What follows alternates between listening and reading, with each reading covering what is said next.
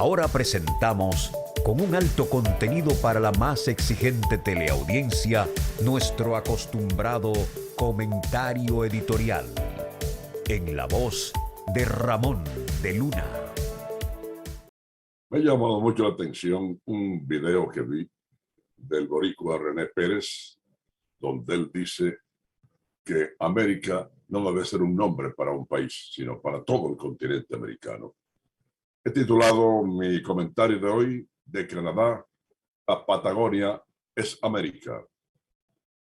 El artista boricua René Pérez está en las redes sociales al pedirle al mundo, en una canción, fijarse en los abusos y sufrimientos que tienen lugar en América, en un trabajo que grabó con el título en inglés This is not America, en el cual muestra, según él, cómo Estados Unidos se apropió del nombre que le pertenece a toda una región caracterizada por la diversidad de sus cientos de millones de habitantes. Y es que los estadounidenses dicen llamarse América, y que el resto de los habitantes de este continente no son americanos. Pérez, basado en esto, intentó retratar de punta a punta a América para dejar claro que es desde la Tierra del Fuego hasta Canadá. La canción, hecha el pasado jueves, ya tiene millones de visualizaciones en YouTube. Es un video cantado junto a dos jovencitas de origen cubano que le hacen el dúo. En ese video salen las protestas en Venezuela, Colombia y Puerto Rico. Además presenta imágenes de guerrillas, el narco y las favelas, pandillas que le rezan a un Cristo crucificado en una playa y una mujer que, separada de su hijo, lo amamanta a través de una reja. También presenta pirámides precolombinas y sustituye la Estatua de la Libertad por la de una persona aborigen. En el mencionado video, René Pérez cuenta de hechos históricos concretos y los muestra con crudeza, como cuando de un tiro en la cabeza asesina en Chile a Víctor Jara, a quien antes le habían cortado las manos para que no rasgara jamás las cuerdas de su guitarra. Allí se afirma que América es todo el continente y no es solo un país. Inspirado en eso, le puso el nombre de la canción This is not America. Algo parecido a esto fue la obra del artista chileno Alfredo Harr, quien hace alrededor de 30 años hizo el mismo statement de que América es todo el continente y no es solo un país. Esa canción de Pérez y las cubanas Noemi Díaz y Lisa Caindé le están dando la vuelta al mundo, y los amigos oyentes pueden encontrarla en YouTube, vista ya por millones de personas. Es que para los estadounidenses, solo su país es América, y ellos los únicos americanos, cuando los habitantes de Canadá, Estados Unidos y las naciones latinoamericanas hasta la Patagonia y el archipiélago del Mar Caribe, todos somos americanos. Tal vez será porque la mayoría de los gringos son ignorantes en cuanto a la ciencia en que se enmarca la geografía mundial. Así de sencillo es, mis amigos. Este fue nuestro comentario editorial en la voz de Ramón de Luna. Vámonos ahora, amigos, para el asunto de la guerra de Rusia y Ucrania. El conflicto entre Rusia y Ucrania tiene su origen hace más de 30 años, tras disolverse la Unión Soviética, ahora llamada Rusia, en el 1991. De esa disolución surgieron varios independientes, y uno de ellos fue Ucrania. Al ser independiente, Ucrania solicitó unirse a la Organización del Tratado del Atlántico Norte, OTAN, pero Rusia no lo permitió, ya que de ingresar Ucrania y otros países que salieron de la Unión Soviética, Rusia perdería esa influencia que aún mantiene sobre dichos países. Pero todo empezó desde que en el este de Ucrania aparecieron devotos rusos, y es por eso que Putin movilizó tropas militares hacia la frontera con Ucrania. Nostradamus y su predicción de guerra para este 2022.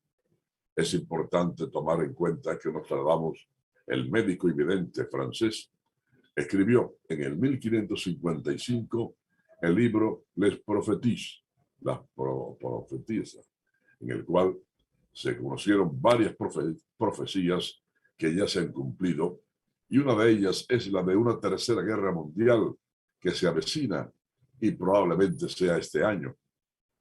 La cabeza azul hará que la cabeza blanca dañe en tal grado que el bien de Francia para muchos será de tal magnitud. Y alrededor de la gran ciudad habrá soldados alojados en campos y suburbios, se lee en una parte de su libro de profecías. Ambas frases, según los expertos, nos narran la aparición de una ciudad invadida con mayor fuerza en Europa y el desenlace de una guerra, tal como viene ocurriendo entre Rusia y Ucrania. Cabe resaltar que no hay una fecha exacta de cuándo sucederá esto, ya que Nostradamus se basó en movimientos astrológicos y no en calendarios. Tampoco menciona a Rusia, sino a Francia, pero es porque él nació en Francia. Sin embargo, sus profecías han calzado para hechos históricos, como fue con las bombas de Hiroshima y Nagasaki, la aparición y poderío de Adolfo Hitler y el ataque de las Torres Gemelas en Nueva York, Estados Unidos. Hay muchas profecías de él que, según los expertos, él ha dado en el clavo. Y parece que se refiere al año 2022 con una guerra que muchos creen que es la que actualmente están enfrentados Rusia y Ucrania.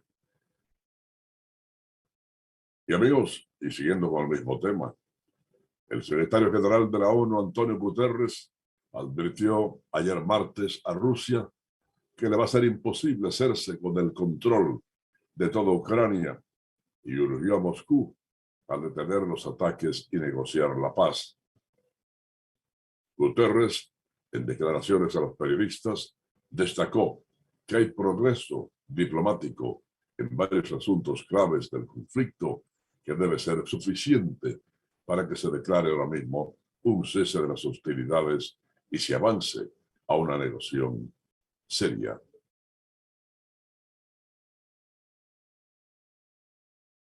Tendrá que moverse del campo de batalla a la mesa de paz. Esto es inevitable, insistió el jefe de las Naciones Unidas, quien denunció también que los ucranianos están viviendo un infierno. En ese sentido, Guterres llamó la atención sobre los bombardeos sistemáticos que aterrorizan a los civiles, los ataques contra hospitales, escuelas, viviendas y refugios, y sobre cómo toda esa campaña se está intensificando cada día que pasa. Desde hace meses, de 2 semanas, Mariupol ha estado rodeada por el ejército ruso y bombardeada sin descanso. ¿Para qué? Incluso si Mariupol cae, Ucrania no puede conquistarse ciudad a ciudad, calle a calle, casa a casa. El único resultado de todo esto es más que sufrimiento, más destrucción y más horror, señaló Guterres, el secretario general de la Organización de las Naciones Unidas. La verdad que una guerra, señores, es una guerra. Cuánto horror hay en una guerra, cuántas muertes, cuánta destrucción, cuánto dolor, cuánta sangre, cuántas lágrimas. Señores, la posibilidad de desatar un conflicto nuclear, oigan bien, es uno de los argumentos de Estados Unidos para rechazar ir a la guerra en Ucrania. El secretario de prensa del gobierno de Rusia, Dmitry Peskov, dijo ayer martes que su país contempla la posibilidad de usar armamento nuclear si se encuentra ante una amenaza existencial.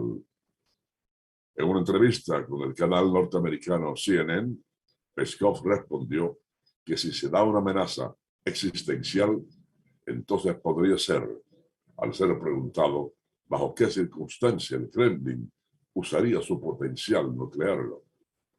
La posibilidad de desatar un conflicto nuclear que derivara en la Tercera Guerra Mundial es uno de los argumentos más recurrentes del gobierno estadounidense para rechazar una participación directa en la guerra de Ucrania. Rusia y Estados Unidos son los dos países con el mayor arsenal nuclear, aunque también cuentan con armas nucleares otros 7 países: China, Francia, Reino Unido, India, Pakistán, Israel y Corea del Norte. En su entrevista en la CNN, Peskov también reconoció que el presidente ruso Vladimir Putin todavía no ha logrado ninguno de sus objetivos militares en Ucrania. Miren ustedes los peligros a que la humanidad está expuesta hoy en día. Peligros de una guerra nuclear, donde el mismo Putin llegó a decir hace poco de que en una guerra nuclear no habría vencedores. Es decir, que todo el mundo quedaría destruido. Bueno, señores, el Estado Dominicano está buscando recuperar cerca de 40.000 millones de pesos en los procesos de corrupción administrativa que actualmente lleva en la justicia contra exfuncionarios públicos. A través del equipo de recuperación del patrimonio público, un colectivo de abogados con delegación especial otorgada por la Presidencia de la República a través del decreto 22-21, busca recuperar bienes, valores y activos propiedad del Estado en manos de terceros por apropiación ilegítima o bajo cualquier título o medio operativo. El equipo de recuperación del patrimonio público es encabezado por Jorge Luis Polanco Rodríguez y 4 coordinadores de equipo: Claudia Álvarez Troncoso, Manuel Conde Cabrera, Rafael Rivas Solano y Fernando P. Enríquez. Junto a ellos, 27 abogados que persiguen recuperar fondos distraídos y que se encuentran en justicia en las operaciones Coral y Coral 5G, Antipulpo, Medusa y 13. Por el caso Antipulpo, el Estado busca la restitución e indemnización de la suma de 23.903.465.542 pesos como justa reparación por los daños y perjuicios sufridos. El principal imputado es Juan Alexis Medina. Por los casos Coral y Coral 5G se reclaman 6.000 millones de pesos por los ilícitos. Los imputados son los generales Juan Carlos Torres Romiu, Julio Camilo dos Santos, Viola y Buenerges Reyes Batista, entre otros. Por el caso Medusa, el Estado persigue la recuperación de la suma de 9.200 millones de pesos y el principal imputado es el ex procurador Jean Alain Rodríguez. También por el caso Operación 13 se reclaman más de 600 millones de pesos por el fraude contra la Lotería Nacional. Bueno, ellos buscan, los del Estado, recuperar 40.000 millones de pesos, que le vendría muy bien al erario público para pagos de deuda externa y para pagos también y obras sociales en el país. Y ahora, mis amigos y amigas, les traemos un reportaje donde la figura principal es Saúl Abreu, de APEDI de Santiago. Nos viene a hablar acerca de cuotas a afiliados de la AFP que les han sido descontadas. Veamos cómo se expresa, qué dice el señor Saúl Abreu. Yo creo que la AFP le ha faltado educar más a la población, tenerla más informada de cómo se manejan los recursos que administra Yo creo que esa parte educativa e informativa es muy importante y le ahorraría muchos problemas a la AFP. La AFP han sido un salto positivo en nuestra ciudad, en nuestra economía, porque nos obliga, el sistema de seguridad social manejado, en el caso por la AFP, nos obliga a ahorrar, cosa que no tenemos mucha costumbre de ahorrar. Es una forma de ahorrar y acumular un capital que está compuesto no solamente por lo que yo ahorro, sino por lo que aporta el empleador, que es la mayor parte. Y esos recursos se van acumulando y necesitamos quien administre esos recursos, porque imagínense que cada ciudadano tuviera que administrar y decidir dónde lo va a invertir. Pocos recursos y millones de personas donde invertir. Por eso la AFP funciona como la captadora y entonces puede hacer mejores colocaciones. Sé que ha habido una inquietud reciente por una reducción que hubo en el monto acumulado de los ahorrantes, de los afiliados, que no se explicó muy bien, pero tiene mucho que ver con la baja del dólar. O sea, cuando yo tengo una cartera de inversión, yo coloco una cantidad de dinero en pesos y coloco otra cantidad de dinero en dólares para preservar el valor en caso de que haya una devaluación. En este caso hubo lo contrario, fue una apreciación del peso, lo que hizo que los instrumentos en dólares bajaran, perdieran valor. Y eso obviamente hubo que hacer un ajuste en el valor que se asigna a cada afiliado, producto, reitero, de que la colocación de instrumentos de inversión en dólares redujeron su valor en pesos por la apreciación del peso. Sí, eso no lo explicaron y por eso la confusión. Yo creo que lo que amerita es que la ciudadanía esté, que los afiliados en este caso estén más informados, que conozcan mejor cómo es que se invierte en ese dinero y cómo es que el rendimiento que obtiene se le atribuye a su cuenta individual.